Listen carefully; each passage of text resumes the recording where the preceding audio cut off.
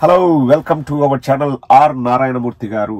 ఈ పేరు వింటేనే ఒక నిజాయితీ, ఏదైనా చెప్పాలనుకున్నది ముక్కుసూటిగా చెప్తారు, ఎవరికి భయపడరు.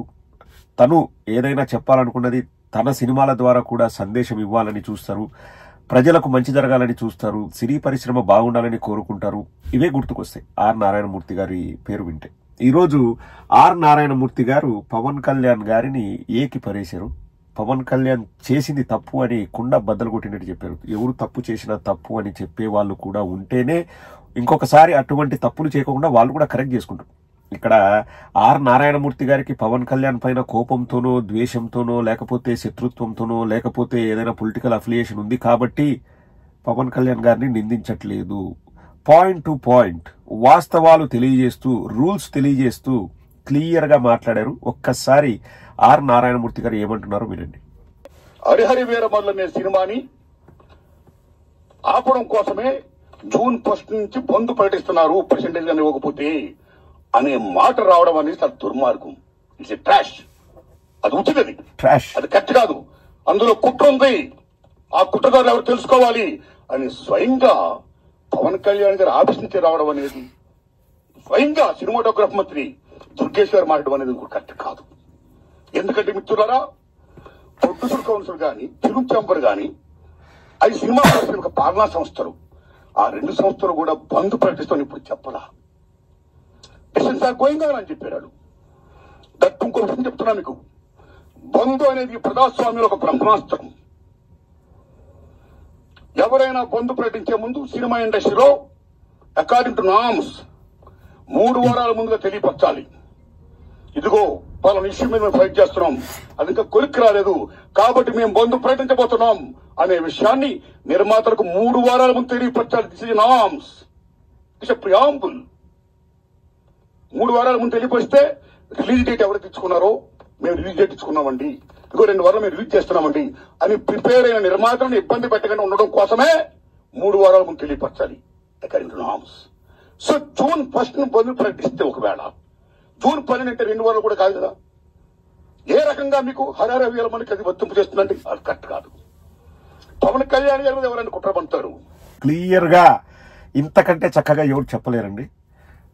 జూన్ 12న రిలీజ్ అవుతుంటే జూన్ 1వ తేదీ బంద్కు పిలుపునిచ్చినా కానీ అది 3 వారాల తర్వాత, అంటే జూన్ 21 తర్వాత ఉంటుంది. అంటే జూన్ 1న ప్రకటించిన జూన్ 21 ఉంటుంది. పోనీ జూన్ 1 బంద్ స్టార్టింగ్ డేట్ అయితే ఎప్పుడు మే 2వ వారంలోనే చెప్పి ఉండాల్సింది. అంటే అధికారికంగా వాళ్ళు ఒక ప్రకటన చేయాలా సినిమా ఇండస్ట్రీ నుంచి. వాళ్ళు ఆలోచిస్తున్నాము, చర్చలు జరుగుతున్నాయి, మాకు ఈ సమస్య పరిష్కారం కాకపోతే మేం బంద్కు పిలుపునిస్తాము అన్నారు తప్పితే ఇదిగో జూన్ 1 నుంచి బంద్ అని ఎవ్వరూ అనలేదు. సమస్యల్ని పరిష్కరించడం కోసమే బంద్ గాని బంద్ కోసం బంద్ కాదు. కానీ సినిమా పబ్లిసిటీ కోసము వీళ్ళు ఎట్లా చేశారంటే, పవన్ కళ్యాణ్ వాళ్ళు మా హరిహర వీరమల్లు వస్తుంది కాబట్టే బంద్కు పిలుపునిచ్చినారు, కక్ష తీర్చుకుంటాము, నాకు రిటర్న్ గిఫ్ట్ ఇచ్చినారు. అనాలోచిత చర్యలు, దుందుడుకు చర్యలు. ఇది పవన్ కళ్యాణ్కి కొత్త కాదండి. ఊరికి అలగడము, గోల చేయడము, సొంతం వాళ్ళన్నతో గొడవ పెట్టుకొని వెళ్ళిపోయాడు. ఏది ప్రజారాజ్యాన్ని వాళ్ళన్న అమ్మినాడనో లేకపోతే కాంగ్రెస్ లో విలీనం చేశాడనో అది పవన్ కళ్యాణ్కు నచ్చలేదని 3-4 ఏళ్ళు వాళ్ళ అన్నతో మాట్లాడలేదు. ఏ సినిమా ఫంక్షన్ కు పోయినా, అంటే ఈ Pawan Kalyan fans Ram Charan cinema function కు పోయినా, చిరంజీవి సినిమా ఫంక్షన్ కు పోయినా, వరుణ్ తేజ్ ఫంక్షన్ కు పోయినా పీకే పీకే పీకే అని అడిచేవాళ్ళు. ఒక ఫంక్షన్ లో నాగబాబు కూడా హర్ట్ అయ్యి గట్టిగా మాట్లాడాడు, వాడు రాడు, మేము పిలుస్తాము, వాడు రాడు, వాడంతే, మేమేం చేయాలి. అది పవన్ కళ్యాణ్ స్వభావము. అది నీ ఇంట్లో వాళ్ళ వరకు బాగుంటది, నువ్వు సొంత పార్టీలో ఏదైనా చేసుకుంటే నీకు బాగుంటది. కానీ సమస్యల పైన నువ్వు ఇట్లా నీకు వివరాలు తెలుసుకోకుండా, నీకు విషయం తెలుసుకోకుండా, నువ్వు చిత్తశుద్ధి లేకోకుండా ఇట్లా బయటకు వచ్చేసి లేదు నా మీద కక్ష తెచ్చుకుంటున్నారు, నాకు రిటర్న్ గిఫ్ట్ ఇచ్చినారు, నేనేందో చూపిస్తాను, నా కథ చూపిస్తాను, నా తడాక చూపిస్తాను, సినిమా హాల్ల మీద తనిఖీలంట, వాళ్ళ మీద పడి ఏడవడము, సింగిల్ స్క్రీన్ థియేటర్లను ఏదో ఇబ్బంది పెట్టడము, ఇవన్నీ చేయడము. ఏంది పవన్ కళ్యాణ్? మాట్లాడితే జగన్మోహన్ రెడ్డి గారు సినిమా ఇండస్ట్రీలో ఏదో చేశారంట, వాళ్ళని ఇబ్బంది పెట్టారంట, హీరోల్ని నడుచుకుంటూ రమ్మన్నారంట. ఇదే కారు అన్న ఆపి నడుచుకుంటూ వచ్చినారు, అదొక పెద్ద అవమానం అంట. ఇంకా దాన్ని 4 ఏళ్ళు నడిపినారు సినిమాని. 5 ఏళ్ళు లేదు, 4 ఏళ్ళు కాదు, ఇప్పటికీ నడుపుతున్నారు. కానీ పవన్ కళ్యాణ్ చేసేది బాగుందంట, సమ్మగుందంట. ఇంతకుముందు స్వయంగా పవన్ కళ్యాణే చెప్పాడు, మా సినిమా వాళ్ళతో మీకేం పని, మేము రేట్లు ఎంత పెట్టుకుంటే మీకెందుకు, మీరెవరు మమ్మల్ని అడగడానికి, ప్రభుత్వానికి ఏం సంబంధము సినిమాలతో అని మాట్లాడిన పవన్ కళ్యాణ్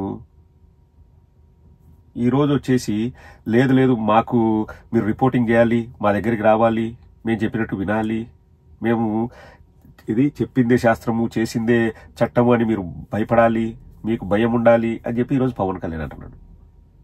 కాదండి, నేను ఇంతకుముందే ఒక వీడియోలో చేసి చెప్పాను, మీకు గుర్తుందో లేదో.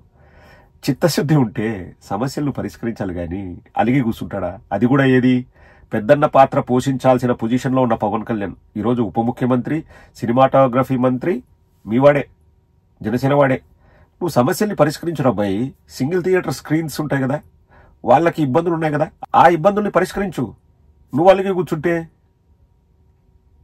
అదే చెప్తున్నారు నారాయణమూర్తి గారు. ఒక్కసారి వినండి. విశ్వవిఖ్యాత సార్వభౌమ ఎన్టీ రామారావు గారు భారతదేశంలో ఎన్టీఆర్ మన తెలుగు జాతిని ఖ్యాతిని చేసిన మహనీయుడు. As a politician, as a CM, like this anything else. ఎంత గర్విస్తామో.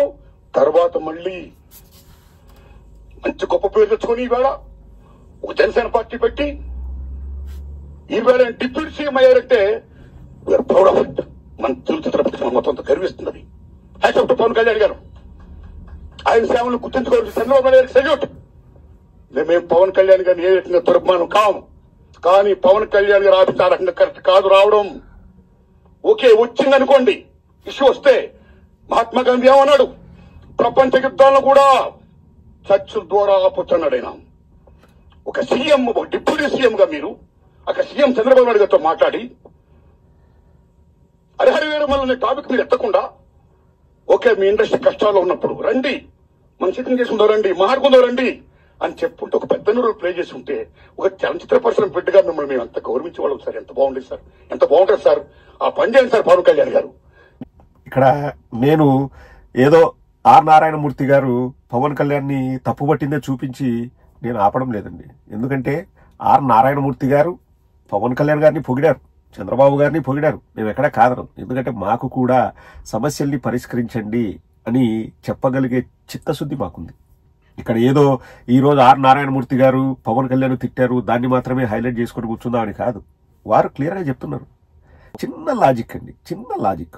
అఫీషియల్ గా బంద్ ప్రకటించినా అంటే జూన్ 1వ తేదీ ప్రకటిస్తే జూన్ 21 తర్వాత బంద్ ఉంటుంది అనేది ఆర్ నారాయణమూర్తి గారు చెప్తున్నారు. ఇంకా అఫీషియల్ గా బంద్ ఎక్కడ ప్రకటించలేదు. ఇంకా హరిహర వీరమల్లును టార్గెట్ చేశారని ఎందుకు అనుకుంటారు? ఎందుకు అనుకుంటారు? పోనీ మా సినిమాను ఎవరు టార్గెట్ చేస్తారో వాళ్ళను పిలిపించుకొని కూర్చొని మాట్లాడితే అయిపోతుంది కదండి.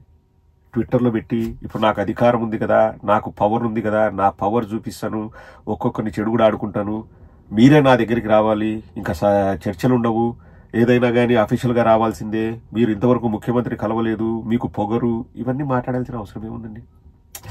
ఒక్కటి గమనించండి, ఇవే మాటలు ఇవే పోస్టులు జగన్మోహన్ రెడ్డి గారు పెట్టినట్టే ఒక్కసారి ఆలోచన చేయండి. వామ్మో వాయో. కానీ ఇప్పుడు పవన్ కళ్యాణ్ మంచోడు.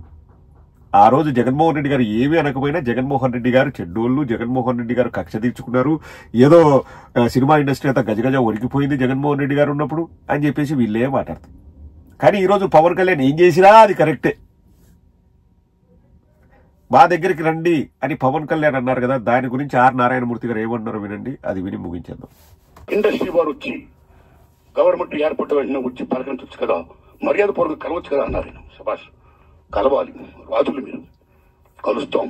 కానీ ఒక విజ్ఞప్తి చేస్తున్నాం, పూర్వకాలంలో రాజుల దగ్గరికి ఏదైనా ప్రజల సమస్య వచ్చినప్పుడు ధర్మగంట కొడితే లోపలికి వెళ్ళేవారు. దాని బిఫోరే రాజులే ప్రజల దగ్గరికి వెళ్ళేవాడు, రక్తబంధ పెట్టేవారు. మీ ప్రజలకు ఏ సమస్యలు రండి చెప్పండి అని అడిగేవాడైనా అక్కడక్కడిగా తీర్పులు చెప్పేవారు, సాల్వ్ చేసేవారు, ప్రజలకు మేలు చేసేవాడైనా. ఇదిగో మా ఊరికి చెరువు కావాలి, మా ఊరికి విద్య కావాలి, మా ఊరికి వైద్యం కావాలి, లైక్ దిస్. అలాగా మీ ఇండస్ట్రీలో కూడా అయిన వెంటనే ఇండస్ట్రీని పిలిచి రండి, మీకు ఏ సమస్యలు ఉన్నాయి, నేనేం చేయాలి, మేమేం చేయాలి అని చెప్తే మేము కూడా ఎంత ఆనందపడేవాళ్ళం అండి. మేము మీ బిడ్డలు అండి, చిల్డ్రన్ ఆఫ్ ది స్టేట్. మేము మీకు ఓటు వేసేవాళ్ళవి, మిమ్మల్ని లెక్కించుకోవాలి, మీ బిడ్డలు మేము. You must be respect the people the same time you must respect the government. మర్యాద అనేది ఇచ్చి పుచ్చుకోవాలి. బెదిరింపు ధోరణిలో ఉండకూడదు అని చెప్పేసి ఆర్ నారాయణమూర్తి గారు చెప్పారు. కరెక్టే కదండి. ఇప్పుడు సినిమా ఇండస్ట్రీ వాళ్ళను నువ్వు పిలిపించుకో, తప్పులేదు. దానికి ఒక పద్ధతి ఉంటుంది కదా, మర్యాదగా పిలవడం కూడా బాగుంటుంది. నువ్వు అలిగినప్పుడు ఇంకా మీరు ఎవరు నా దగ్గరికి ఇండివిజువల్ బేసిస్లో రావద్దు, మీ సంస్థలు తీసుకురండి అని చెప్పేసి పవన్ కళ్యాణ్ బెదిరింపు ధోరణిలో మాట్లాడడం ఎంతవరకు సమంజసం? వాళ్ళకి అన్ని బాగుంటాయబ్బా. అదే దరిద్రం, దౌర్భాగ్యం ఏంటంటే పవన్ కళ్యాణ్ ఏం చేసినా బాగుంటుంది, అది కరెక్టు. జగన్మోహన్ రెడ్డి గారు ఏమి చేయకపోయినా అది తప్పు. అంటే ఏంది, సినిమాలో ఒక మాట అనకపోయినా కానీ వాళ్ళు నడుచుకుంటూ రమ్మని చెప్పేసి జగన్మోహన్ రెడ్డి గారు ప్లాన్ చేస్తారండి. సెక్యూరిటీ వాళ్ళు అక్కడి నుంచి నడుచుకుంటూ వెళ్ళండి అని చెప్తారు. ఎవరైనా కానీ నడుచుకుంటూనే వెళ్తారు. జగన్మోహన్ రెడ్డి గారి ఆఫీస్ ముందర అవి పెద్ద బ్యారికేడ్లు అవన్నీ ఉంటాయండి. ఆ గ్రీన్ కలర్ లో ఉండే మెటల్ మెష్లు అవన్నీ ఉంటాయి. దానికి ముందు ఎవరైనా అక్కడ, అదేం పెద్ద దూరం కూడా ఉండదండి, కారు అక్కడే పార్క్ చేస్తారు. అక్కడ నుంచి, ఎందుకంటే ముఖ్యమంత్రి కార్యాలయము సెక్యూరిటీ, ఎవరైనా సెక్యూరిటీ ద్వారా వెళ్లాల్సిందే, లోపలికి వెళ్తారు. ఆ కొంచెం దూరం అండి, ఒక 15-20 మీటర్లు ఉంటుంది. అది నడిపించారు. ఫారిన్కి వస్తారు సినిమా యాక్టర్లు, రోడ్ల మీద తైతక్కలాడతారు, మేకప్ వేసుకొని 1, 2, 3 యాక్షన్ అంటే కులుకుతారు. ఇంకా దానికంటే అవమానమా? ఎండనక వాననక ట్యాంకర్లతో నీళ్లు పోస్తుంటే ఆడవాళ్ళ మీద, మగవాళ్ళ మీద, అంటే హీరోయిన్ల మీద ట్యాంకర్లతో నీళ్లు పోస్తుంటే నీళ్ళల్లో తడిసి కులుకుతారు, తైతక్కలాడతారు. ఇంకా దానికంటే దారుణమా? ఆ నీళ్లు ఎక్కడి నుంచి తెస్తారో, ఆ నీళ్లు అవి మంచిగుంటాయో దరిద్రంగా ఉంటాయో, అసలు అవి మంచి వాటరో కాదో, బురద నీళ్ళో, కానీ ఇంకా తెచ్చి పోస్తారు. దాంట్లో ఎగురుతారే, ఇసుకలో, మట్టిలో, దుమ్ములో. ఇంకా దానికంటే దరిద్రమా? సీఎం ఆఫీస్ ముందర కార్లు ఆపి లోపలికి నడుచుకుంటూ పోవడం దానికంటే దరిద్రమా? ఎంత అవమానం. ఆ స్టేటస్ మోహన్ వస్తాడు, దవడ వగలగొట్టాలనిపిస్తుంది. వయసులో పెద్దోడు కాబట్టి ఊరుకుంటున్నాం, కానీ ఎంత అవమానం. అక్కడి నుంచి నడిపించారండి, 1.5 గంట వెయిట్ చేయించాడు Revanth Reddy. Pin drop silence, Hydraa వచ్చి లేపుతుంది ఎక్కువ తక్కువ మాట్లాడితే తెలంగాణలో. అందరికీ జగన్మోహన్ రెడ్డి గారు ఏం మాట్లాడరు కదండి. అందుకు జగన్మోహన్ రెడ్డి గారు అంటే వారికి మేము ఏం మాట్లాడినా చెల్లుబాటు అవుతుంది అనే ఒక భావన, అహంభావం.